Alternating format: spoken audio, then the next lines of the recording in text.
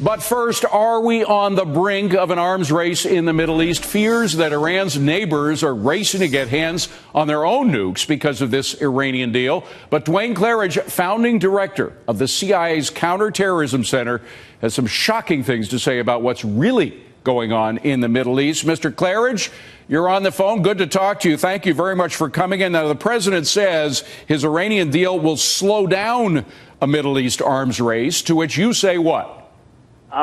This is simply another foolish assertion of Obama.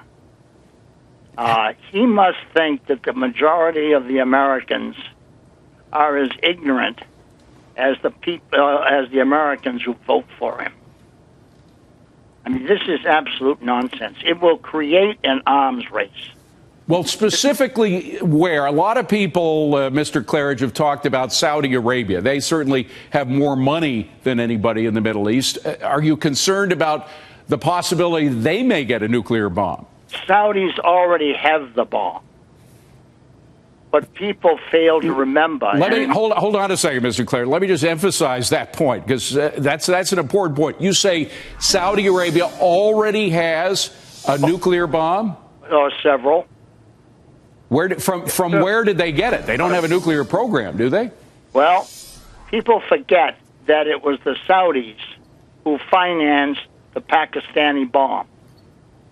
They put billions of dollars into that effort to create that nuclear capability. And in return, of course, they got something. Now, people can argue whether it was dibs on 4 nuclear devices or 7. That's the argument. But no one really in the know argues that they do have access to nuclear weapons. Well, this is extraordinary news, I think, for a lot of Americans, Mr. Claridge. And you do, just for those who don't know your background, you have a very extensive background in the CIA. You still have a lot of contacts in the Middle East. Are these nuclear weapons that you say Saudi Arabia now has, are they in Saudi Arabia, or are they in Pakistan waiting to be shipped to Saudi Arabia, or what? I can't answer that question. But what I can say is, if people argue whether the Saudis could actually deliver the weapons to Iran, I say they could. They have a capability with their F-15s, and don't forget, the Chinese missile system that sits in the middle of the desert of Saudi Arabia, which has been kept up to date.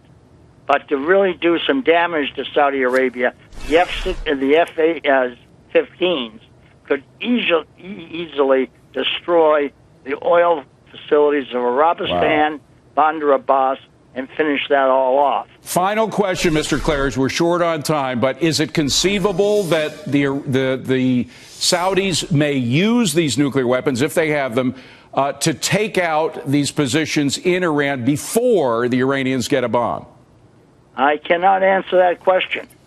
But I think if you sit around some evening on your patio with a fine glass of vintage port and a fine cigar, you may be able to come up with the answer yourself. All right. Duane Claridge, a legend in the CIA. Duane Claridge, thank you very much for joining us.